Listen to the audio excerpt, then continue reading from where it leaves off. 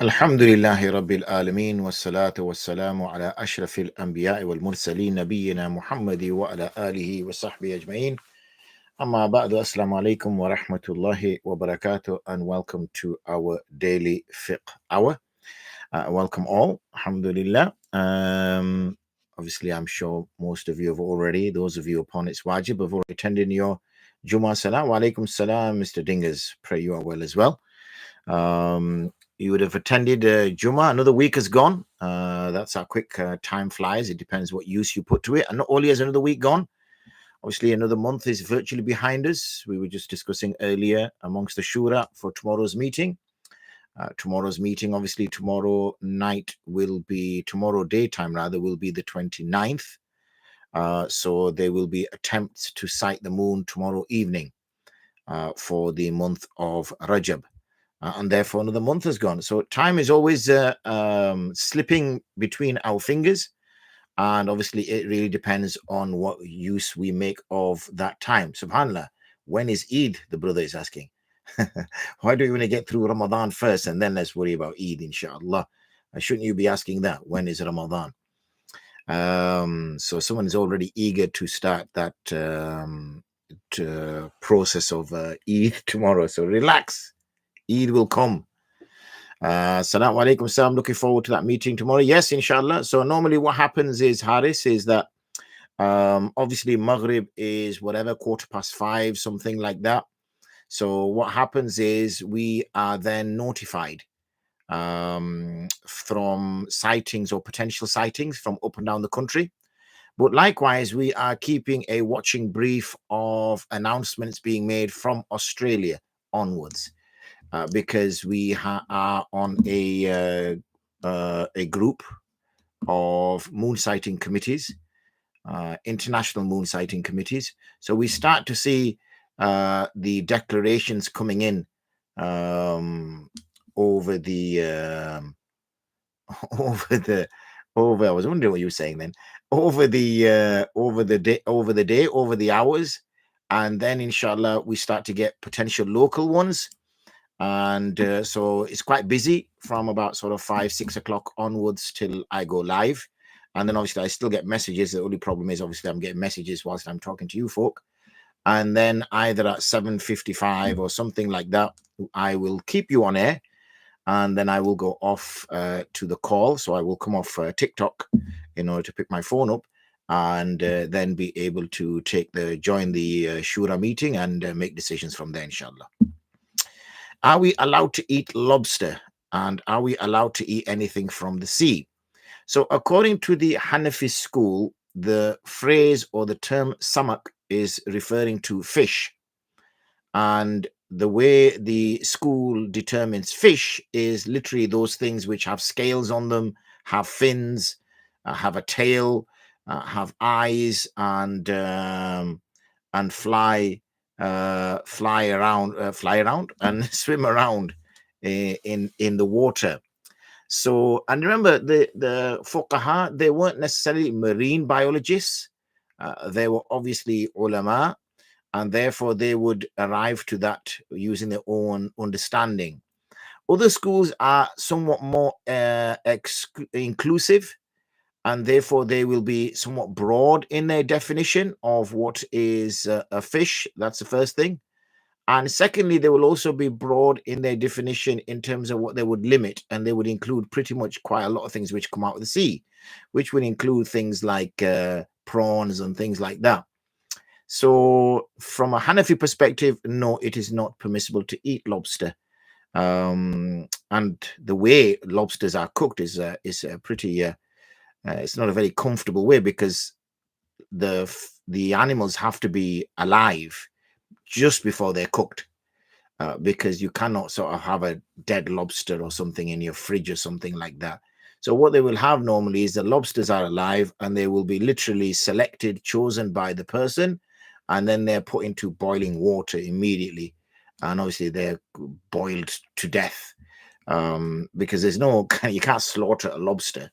A fish you take out of water, it dies. A lobster, it does not die when you take it out of water. because a lobster doesn't need to stay in water. It doesn't gain its oxygen from there. Ustad, you remember when we went to the scrapyard in Olive to go throw some stuff away? Good days. Alhamdulillah, I'm glad you still remember your madrasa days, mashallah, where we were involved and busy with lots of things. Hope you're well anyway. Okay, so that's the fish-related questions. We don't have any questions that have come in via the Markuz al-Ifta wal-Qadha. It's been a quiet day today. We do get the odd quiet day, so there are no questions from there. I don't have anything that was outstanding from yesterday because we just literally finished on time. So the floor is all yours, folks. So please don't be shy. As I do know, as my normal practice is, I always wait several minutes because there's always lagging times and problems with internet. So it might be that people have typed a question up, but it just takes a little bit longer for it to come onto my system. So, you know, that's why I'm always that little bit patient before I call it quits. Wa alaikum salam wa rahmatullahi. Iman, how are you doing? You okay? Alhamdulillah, nice to see you, mashallah. Bismillah.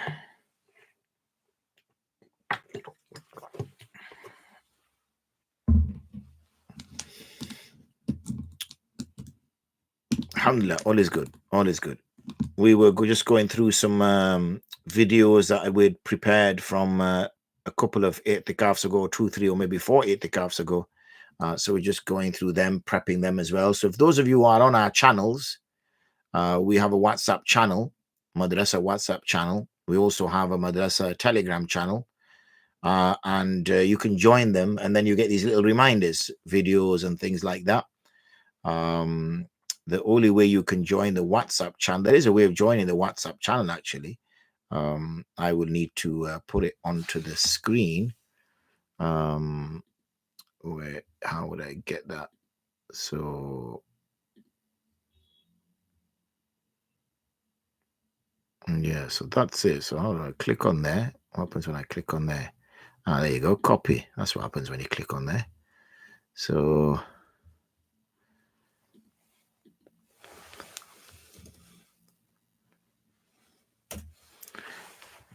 I've just got to remember. Oh, Osman's here as well, mashallah. How are you doing, Osman? So I've just put it on there now, unless he's put it on there as well. So that's the link. What happens there, obviously, you get little reminders, you get little videos and all sorts. So that's a useful one to join. Please do share that as well. But let me just pick up a question which has come on here. Sheikh, if a person commits a gunai kabira, murder or zina, he gets punished in dunya, will he be accountable on qiyamah? No, he will not be accountable on the day of qiyamah. If a major sin is committed of such a gravity, and the Sharia hukum is applied to him, remember, it has to be the Sharia hukum that is applied to him. If the Sharia hukum is applied to him, then all matters have been resolved in this world, and there is nothing that will be carried forward into the next world. That is why these punishments exist. The whole reason why these punishments exist is so that does not need to have to deal with anything in the next life. Is Islamic punishment necessary or any other punishment? It will have to be the Sharia punishment, because these sins have been given a Sharia punishment. Therefore, that is his decree, and it will only be his decree that will be permitted to be conducted on that person. Anything other than that, then that is up to Allah. So if, say, for example, somebody commits murder and they get put into jail for 20 years or for 30 years, then that is up to Allah. You know, that's that, because if that's the punishment in the world, let's just say he lives in a country, he commits murder, and when he commits murder, the punishment in that country for murder is, say, they give him 25 years. Obviously, of the 25 years, he's going to spend probably about 10 years inside jail, and he comes out. Is he absolved of that punishment? That will be resolved on Yawm al-Qiyamah. That we cannot comment on. The only one that we can comment on is the one in which he is then dealt with by a Sharia punishment, that which has been dictated in the Quran or dictated in Hadith. If the court of Sharia has gone through due process and ordered someone to be stoned to death, would me thinking that's wrong, barbaric, take me out of the fold of Islam? Yes, it would, if you would feel that that is the wrong punishment that should be meted out to somebody. If that was the case, the key point here is that the first point is, use the word if, because the first thing is if it reaches the courts. That's the first thing. Secondly, when it reaches the courts, it has gone through proper due process. And then obviously there's still that a response at the end. Then yes, if a person thinks, well, that's wrong, it shouldn't be like that, it's not fair, we make mistakes, we should be more merciful in our punishments or things like that. It's easy saying that, but you ask that person who's lost a loved one, for example, if somebody murders somebody, you see lots of parents, actually some taking action, either attacking the person who's being given the punishment in the court, or prisoners beating him up, or even attempts to kill that person or shoot that person. So you see that parents clearly are not satisfied by a person who may have molested their daughter, for example, raped their daughter, and then he only gets, say, like 7 years, 8 years in jail. And out of that, he only does like 3 years or 2 years and he's back out. And they've obviously, their daughter now has been so psychologically affected by it, she can't go outside the house. She doesn't let anyone anywhere near her. She's lost all self-value. How can that punishment be equal to that? So it's easy saying that, we need to be a merciful state when it comes to punishing people. But the punishment was not done against the state. The punishment was done against the individual. And it's their right to waive, or it's their right to pardon, or it's their right to seek punishment. It's not the state. But as I've mentioned in numerous other lives, I've mentioned that, over the last 100 years, especially, the state has become more and more powerful. And therefore, it exercises things, even though those actions were committed against an individual.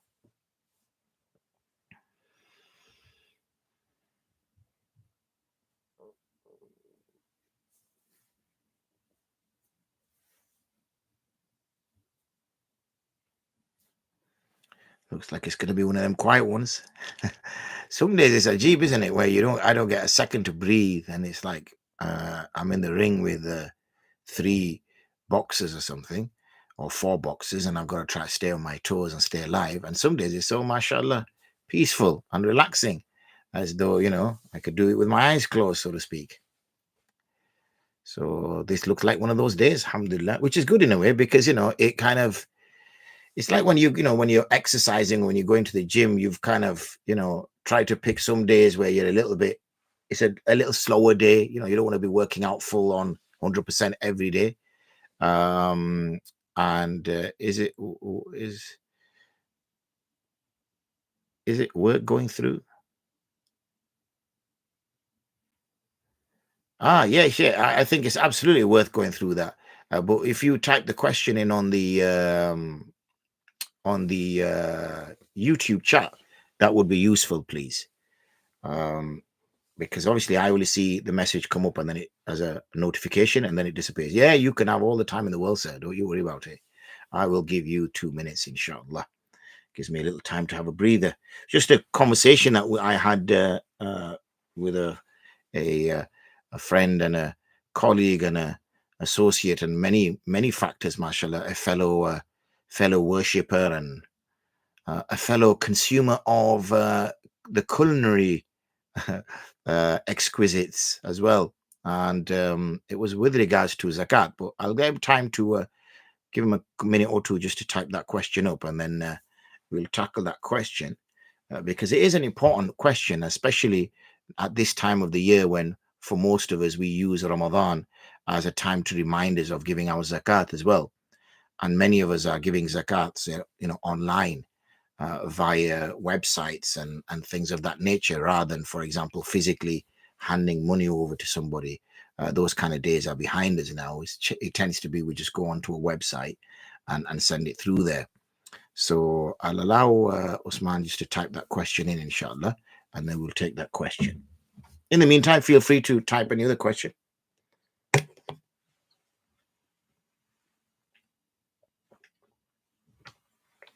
Alhamdulillah.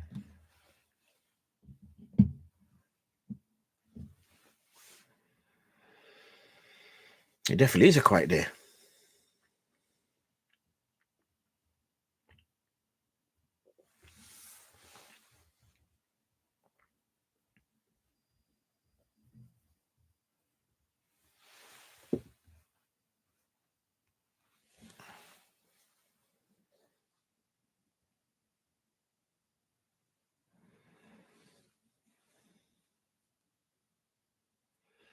Just going to wait a minute now for Usman to type that question in. I'll tackle that question, and then it can be early break for people, early home time, early chutti, which is good on a Friday. People always like chutti, early chutti on a Friday, don't they? There you go.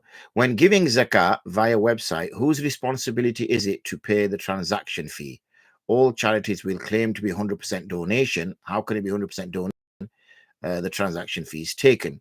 So this was a conversation that we had, if I'm not mistaken, well, within the last sort of 24, 36 hours. And when you go to make a payment on a website, okay, when you go to make a payment on a website and you are adding your card details, you know, put your long card number in, put your expiry date, put your last 3 digits, whatever, put your name, and you press click. And then it says, you know, how much do you want to spend? And you've worked out your zakat, for example. So you've said, okay, I've got £5,000. So that means I need to send £125 zakat. So you put £125 in, press go. As soon as you press go, your card has £125 removed from it. And you think, alhamdulillah, my zakat is done. One thing you have to be aware of, and many charities, unfortunately, don't do this. The charities that I've worked with, they do it because I've pointed it out to them, alhamdulillah. But there's many charities that aren't aware of this.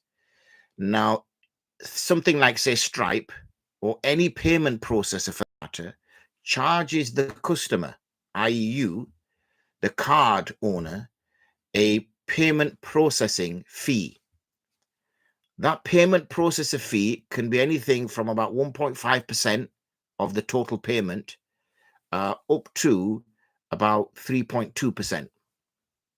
So let's just say it's 1.5%. It's a nice, easy number to remember. And you have put in, and we're going to choose a nice, easy number. You've put in £1,000. So I have £1,000 zakat due.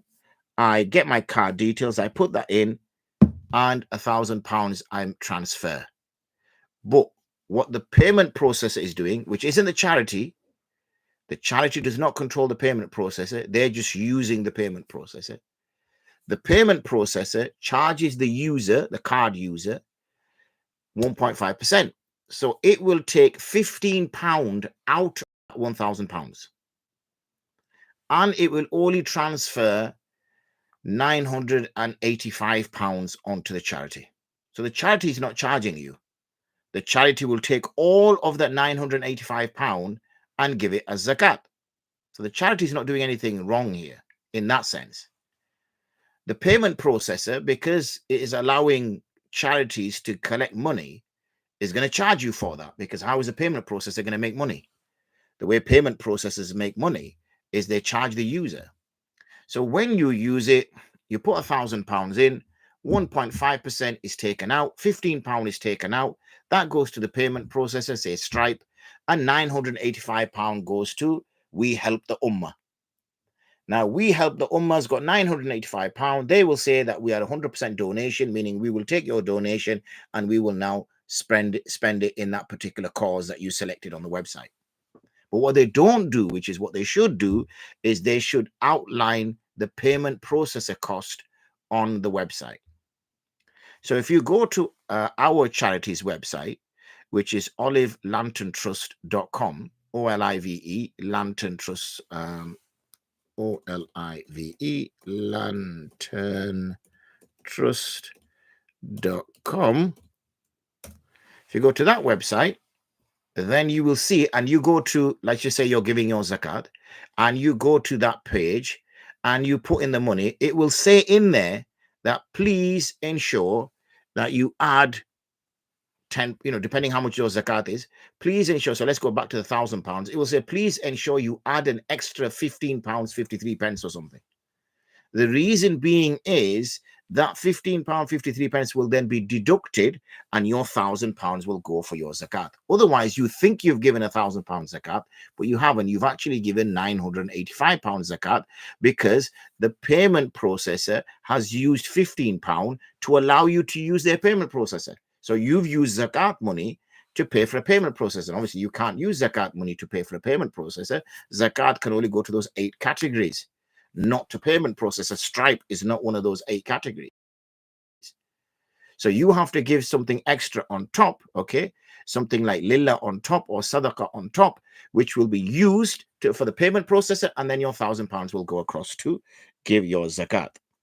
Another way to explain this is, imagine you were in Leicester, okay?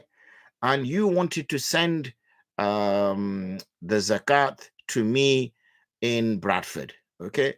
So you walked into your post office, and when you walked into your post office, the postman says, okay, or the post office person says, okay, in order to send this money to Mufti Saab in Bradford, how much do you want to send? And you say, I want to send £1,000. So he says, okay, have you got an envelope? And you say, no, I don't have an envelope. So he says, that's fine. And obviously, you're going to have to pay for stamps. So the envelope is going to cost you £5, and the stamps are going to cost you £10. So can I have £15? So it's like you saying, oh, take the £15 out of the 1,000. I'm not going to give you an extra £15.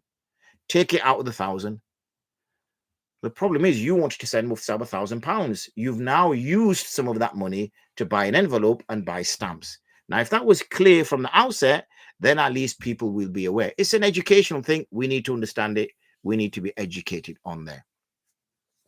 So, Haris, I'll come back to your question. It's just that Usman's added a follow-up question. So I'll go to that first.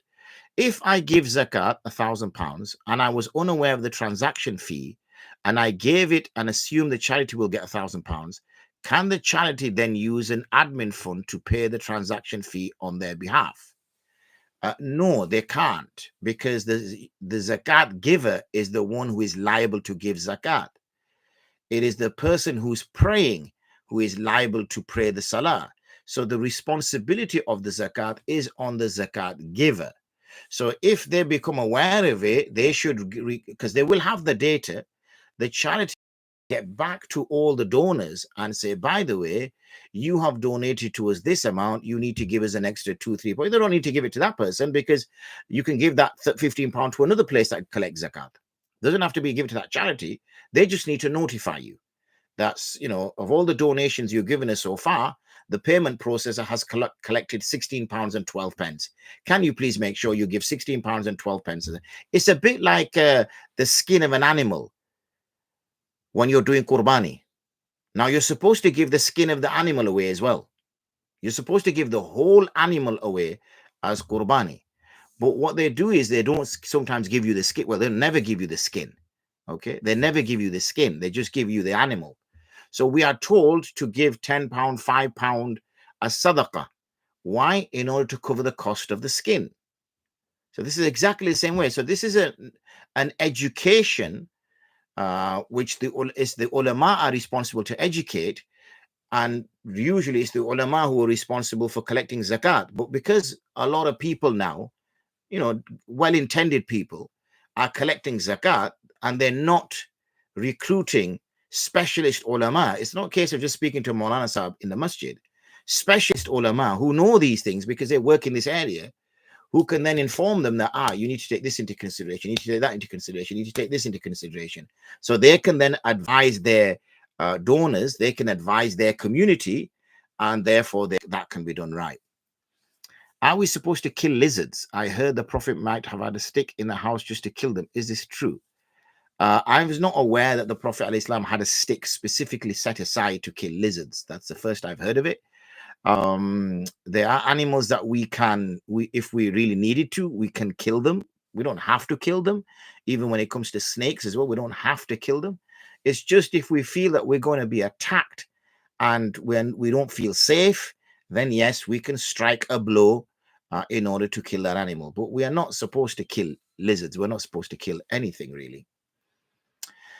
Before the Prophet received the prophethood, was there any form of worship to Allah even though he didn't know at that point? I have heard he would meditate a lot. Is this true?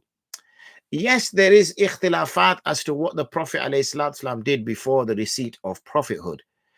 Some say that he would act upon the sort of general practices of bowing and prostrating, like a Hanif, like we have with Ibrahim ﷺ, being upright. When it comes to meditate, I won't say he used to meditate. I think that's probably not the right verb to describe it, but he would do what's called tafakkur. Yani he would reflect, he would ponder, he would question the existence of things. He would analyze and assess things as to why human behavior was conducted in a certain way. He would question the existence of idols and how they were false. So these sorts of things he would do. He would, it's like when, we have an awakening as well, alhamdulillah, in Islam, where we get raised in a certain way, we do certain things, and then we reach a period in our lives where we start questioning everything to understand things better, why does the sky exist? Where did I come from? Who am I? And you start to have very deep questions like that. So these are the sorts of questions I had. So I won't use the word necessarily meditate. I would say that it was more a case of reflection and pondering. What is the ruling on eating tripe? And is any part of a halal animal forbidden for us to eat? Yes. If I recall, there are 7 or 8 parts of an animal which are impermissible to consume.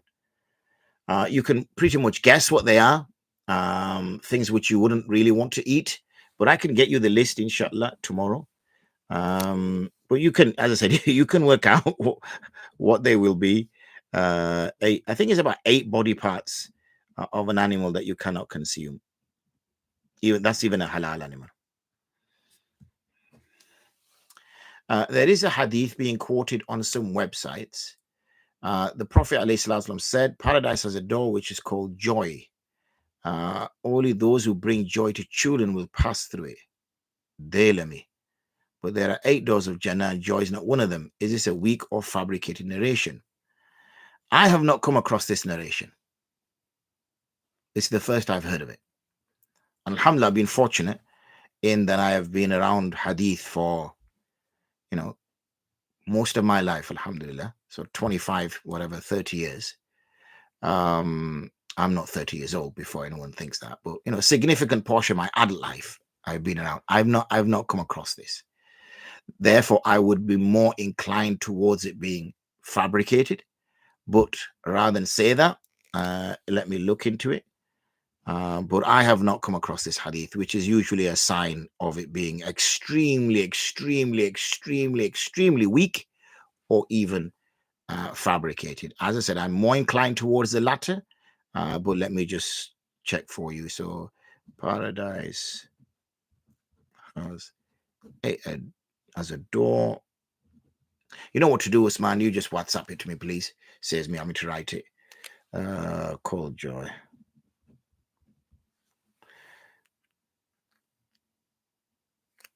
Okay. I'm assuming that's it. That's not something else you just sent me.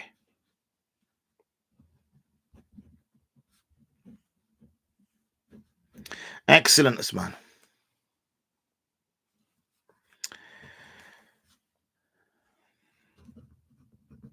Okay. Any more for any more? Or alhamdulillah, we've managed to do quite a significant bit then, actually. Picked up a little bit as we get moving on. So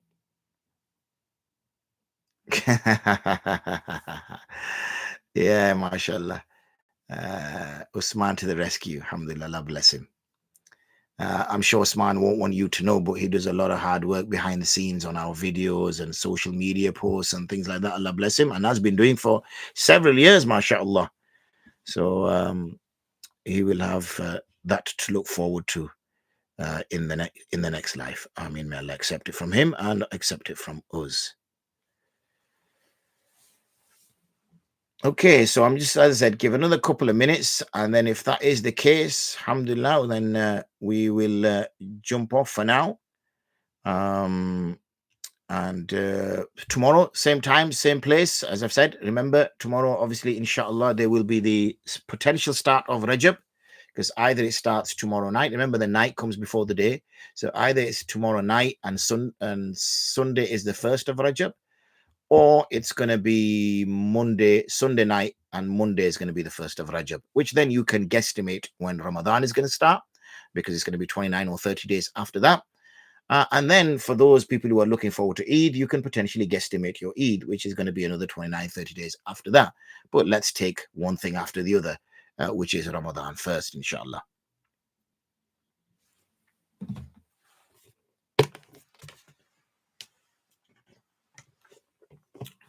What about limiting the fiqh to a few days a week gives you and everyone? Yes, I was actually thinking about that, Alice. Yeah, I have actually thought about that. And I will probably explore that, inshallah, after Ramadan. I think for now, I think I will just keep it going. I don't mind coming on and, even if it's only 5-10 minutes and then jumping off. Yeah, absolutely, because it's not a burden, but I've literally every evening I have to box off between about 6:40 till about 8:15 every evening, and that's not easy. I know there's some evenings coming up that I won't be able to do that because I've committed to certain things which I cannot get out of. So there's going to be those odd evenings anyway. But I thought, whilst I am, so to speak, even if I come on 5-10 minutes, at least somebody knows, alhamdulillah, there's somebody there we can ask a question to and who can listen to us. And then after Ramadan, if I do carry on with it, then I will go exactly what you're suggesting, Haris, which is reduce it significantly. So maybe 1 or 2 sessions in a week, which gives me time to do the things as well. So my evenings are not all tied down. And similarly, it gives people an opportunity. I was thinking Monday and Thursday for some reason, Haris. Those 2 days were in my mind. So Monday you got right, but the Thursday you've missed out on. I was just thinking maybe Monday and Thursday is a nice 3-4 day gap in between. One is at the beginning of the week, so you got the weekend ones out of the way, and one is sort of like partway through the week, so you got them, inshallah. Barakallah feek. So I think that's a good time to stop. And as I said, alhamdulillah, we managed to cover some key questions when Usman came to the rescue as well. And what we will do is we will be back tomorrow, as I mentioned. And like I keep saying, I know it doesn't hurt to keep saying, but please do share the videos and also the links with others, so that we can, so they can take benefit from this, and they become slightly more accustomed to this, so that they can Ramadan as well. Because inshallah, my aim is to keep it going in Ramadan. That's one of the things I will try to do, is keep it going in Ramadan.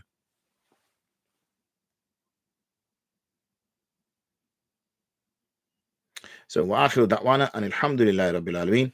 Assalamu alaikum wa rahmatullahi wa barakatuh.